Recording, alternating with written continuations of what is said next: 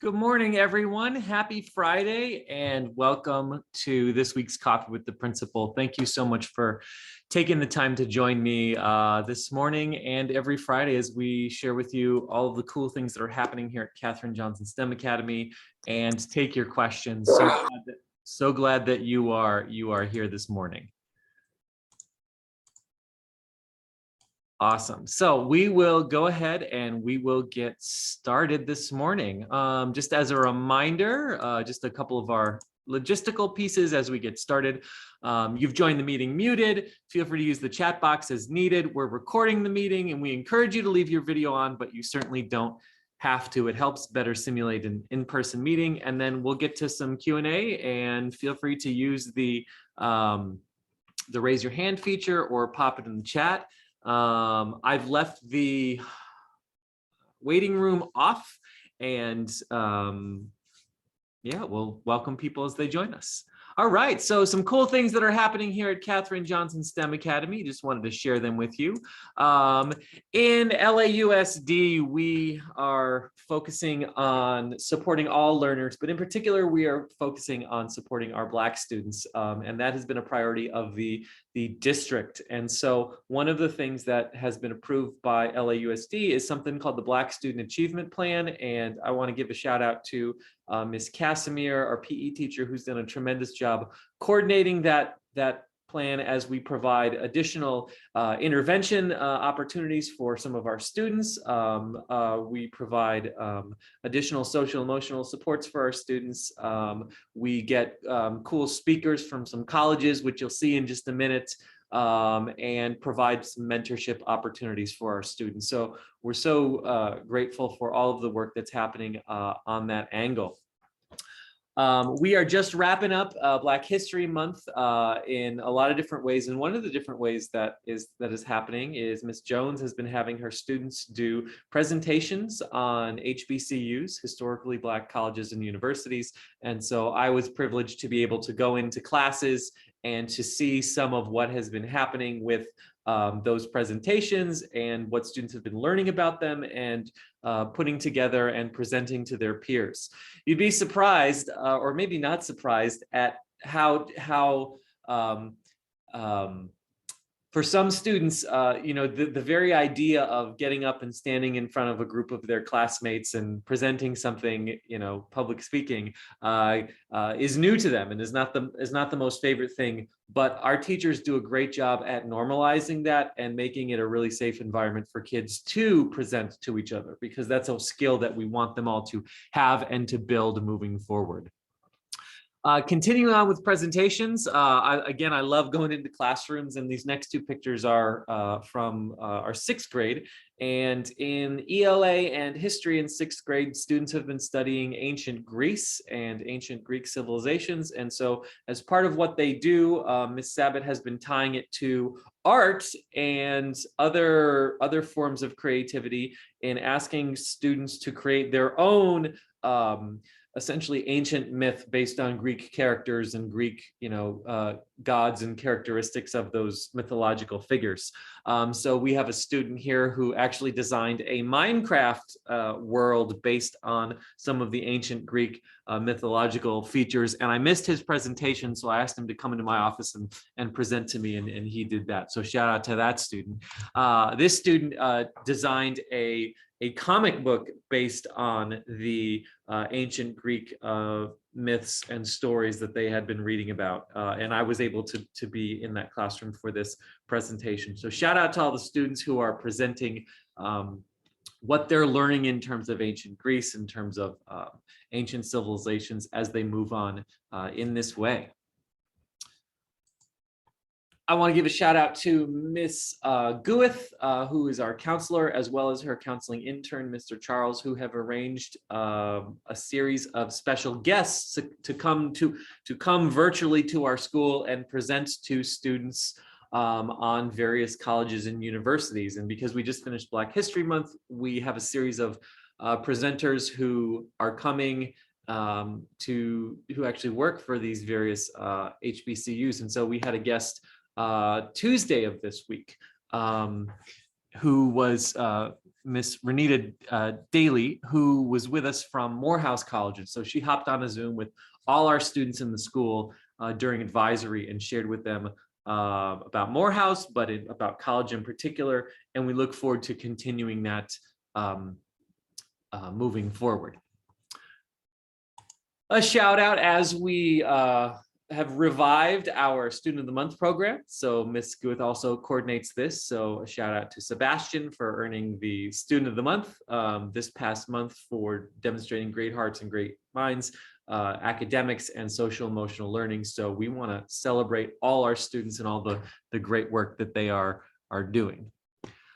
All right, a couple of announcements of something that's coming up soon. So if you've got our calendar, our one-page 21-22 calendar, you'll see that March 16th and March 17th are minimum days for all students, and that's because it's time for our spring family conferences, or sometimes they're called parent-teacher conferences.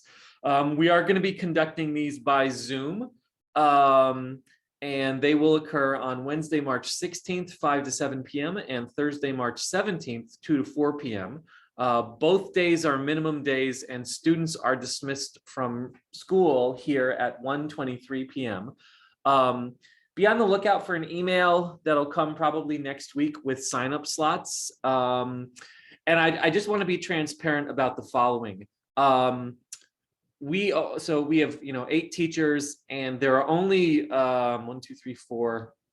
8 slots per teacher per day. So that's a total of 16 slots per teacher. So that's not a lot of slots for the number of students we have and the number of teachers that we have.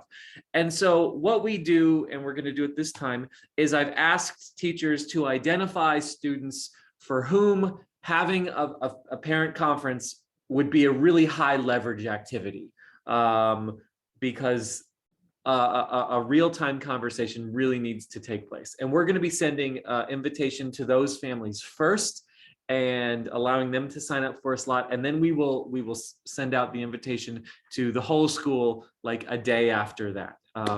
And I know that doesn't always land well with folks, but it really is our way of making sure that the kids who need the most support have the opportunity to get the most support. Additionally, if you do get the link and you really do want to have a parent-teacher conference, it's no worries. You can simply, and all the slots are filled, no worries. You can simply just reach out to the teacher individually and schedule a time to do that, and we'll make that happen. So again, there are a limited number of slots for this, but it's not the end of the world if one particular time slot is filled up by the time that you get it. All right. This morning I want to. Oh no. Okay, we'll try to do this somewhere else. So we'll see. All right. One of the things I wanted to share with families this morning is a website called CommonSenseMedia. And I'm not sure how many people are familiar with CommonSenseMedia, but CommonSenseMedia is a website that's been developed for parents and for educators. And the purpose of this is to really help parents and educators make really wise decisions for their kids when it comes to engagement with media. Our kids have little screens in their pockets, not on campus, but when they're at home all the time. And that means that our young middle school age students who are in formative years of their lives are really have the potential to be exposed to a lot that's out there in a way that we as adults weren't exposed to when we were growing up. And some of the stuff out there is really good and really edifying and really affirming and encouraging and challenging and great for young people. But I'll be honest, a lot of it is not as well. And as adults, it can be really hard to navigate all of the different media things that are out there, whether the latest crazes, what kids are into, whether it's appropriate for their age or not. And so there's this wonderful website called CommonSenseMedia that you can go on and you can get all of these different reviews of what's popular in terms of you know, what shows kids are watching, or what apps kids are using, what games kids are playing. It gives you articles on how to set limits on, say, screen time using devices. It'll give you articles on how to really have conversations with your child about what media they're consuming. So that is really good. And I wanted to show you that, and I think I can get it. So give me a second. I'm going to see if I can get this quick to open. And it looks like I'm going to get an ad. You've got kids? All right. Can you see this screen? Yes? Okay. All right, here we go. So here's a little You've got kids? 40-second blurb about CommonSenseMedia. So here we go. Here we go. You've got kids and they've got devices. Now what? Well, if your kids are Minecrafting, YouTubing, Netflixing, Snapchatting, and more, we've got hundreds of expert videos to help you navigate them all. Simply subscribe to our channel and you'll get tons of great stuff, like reviews on the hottest movies and games on your kids' radar. We got you covered. The best TV and YouTube picks, we're on it, people. Social media cheat sheets, who doesn't want that? And helpful tips on all things media. If you need help raising smart, media-savvy kids, click the subscribe button now. Okay, so that was just a short little blurb about what CommonSenseMedia is, and it didn't load like I thought it would. But you know, hey, we're working with it. All right, let's see if you can still see my screen. Let's see. Can folks still see my screen? Yes. All right. Cool. So for example, you can see there's an article on how to set up parental controls on Netflix. We know that a lot of families have Netflix accounts, and there's some wonderful stuff on Netflix. There really, really is. But there's also some stuff on Netflix that I wouldn't want a middle schooler to watch, and you probably don't want a middle schooler to watch, and you may not even want a high schooler to watch. So there's an article in there on how to set parental controls on Netflix. For example, maybe your kid's got an iPhone. There's an article on how to set up your kid's iPhone for better conversations and supports for our students as they engage in a really digitally populated world. There is so much out there. It's important to know what's what. Let me see what else. Okay, so on the website CommonSenseMedia, it's one of the best places that I go to is where it says parents need to know, and then there's all of these different topics. There's all these different ultimate guides too. There's all of these different resources for you as you make decisions with your family about what kinds of media is appropriate for whatever kinds of kids, or whatever kinds of kids and whatever age your kids are. And I would encourage families to really check that out because there's some really, really valuable resources on that.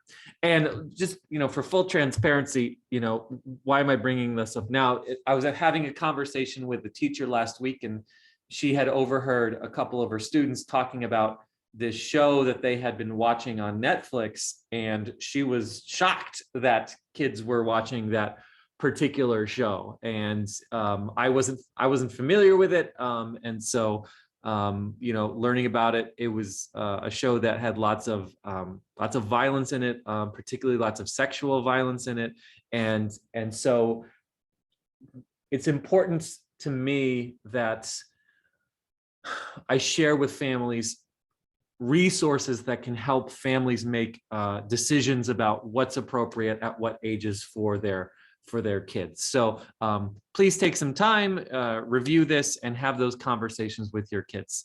All right. I think we just have a couple left. Yeah, there we go. COVID updates. All right, so this is good news. We are now at, I don't know, 4 or 5 consecutive weeks where we've had 0 positive tests. We still test every week, and we'll continue to test every week until that changes. One of the things to know as well, and I think that's one of the things to know as well is that there is lots in the news these days about restrictions that are lifting from the city or from the county or from the state. And And so it's confusing again. It's almost as confusing as it was back in March 2020 when all of the restrictions were happening for the first time.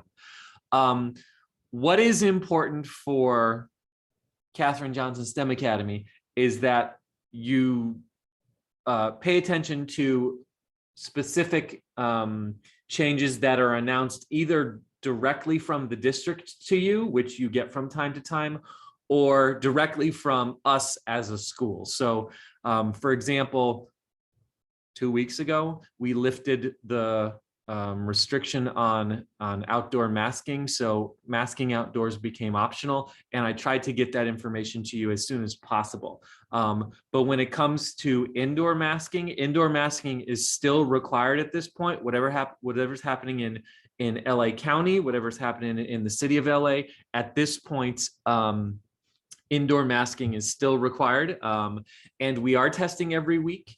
If either of those change in LAUSD, I will be sure to update families with what those changes are. And so we're at the point where we're kind of like paying attention again so much to all of the details as they change. All right. That is it in terms of announcements from me. So I will pause for a moment and I will stop the share and we will see if there are questions from anybody. So we've got some time for some Q&A.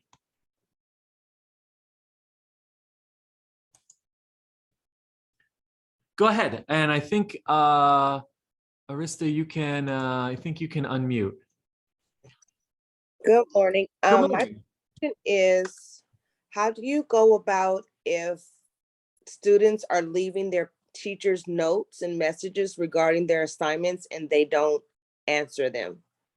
So the kids are kind of like stuck on what to do. Great question. Great question. If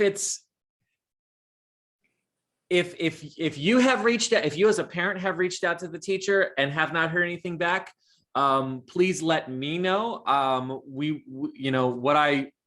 What we want to be able to commit to is replying within 2 school days.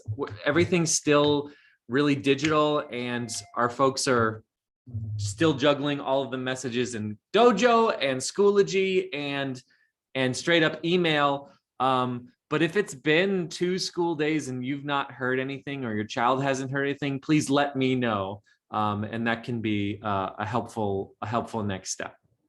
Okay. Thank you. Great question. Another one. Oh, can I get, oh, okay, we got time. So we'll go Arista and then Ashley. Okay, another question. What do you do in a situation if a teacher isn't grading all of the kids' work and it makes their grade low, because by the time grades are turned in, everything isn't graded, so now your child has a lower grade because the teacher didn't grade everything to boost that child's grade up? Got it. I would say reach out to that teacher. You can loop me in at the beginning if you really want to, but it's better to just reach out to that teacher individually. And then if it becomes necessary to loop me into that conversation, I can definitely become a part of that conversation. Thank you. Great. No, great question. Ashley, and then there's a question in the chat. I had a question about the uniform dress code. Yes. So my scholar mentioned that she had a meeting where she talked about, she wanted to understand who gets, I think she called it dress coded. Who gets dress coded? Apparently that's a verb now.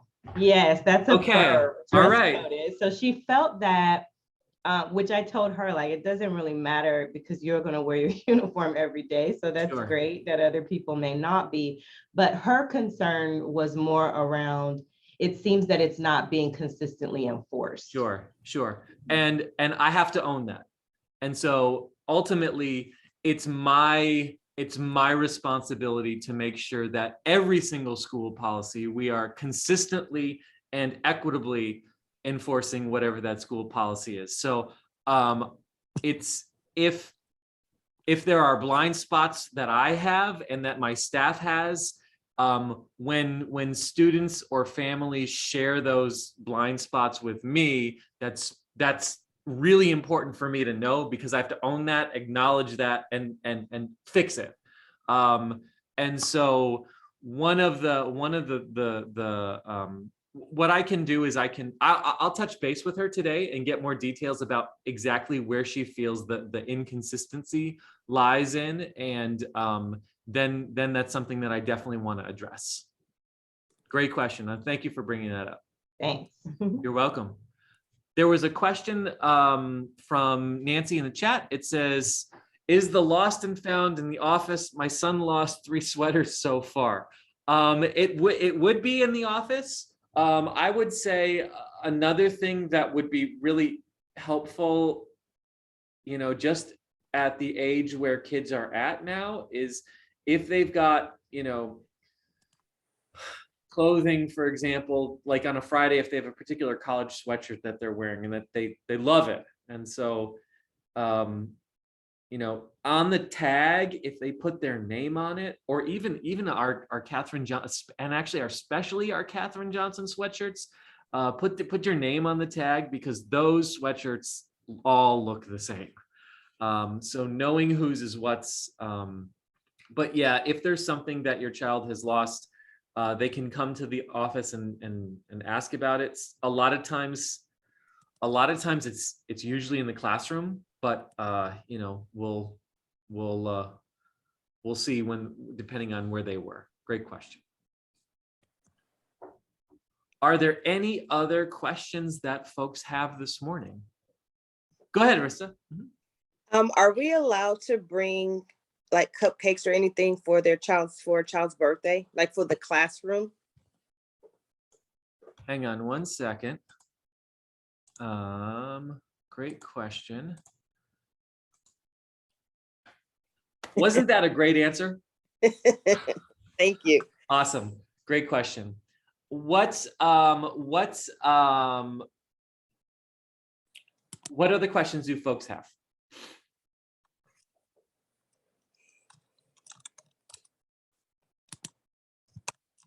Okay, so we won't belabor anymore, but thank you so much for joining me today. I appreciate you being here. I appreciate your questions. And again, I'll follow up with that one student in particular, and then also again for everybody, if you feel like you're not getting the communication within like those 2 school days, please reach out to me, and we'll make sure that is happening. All right, thanks so much, everybody. Have a great Friday. Have a wonderful weekend, and we'll see everybody next week. Bye-bye. Thank you. Bye-bye.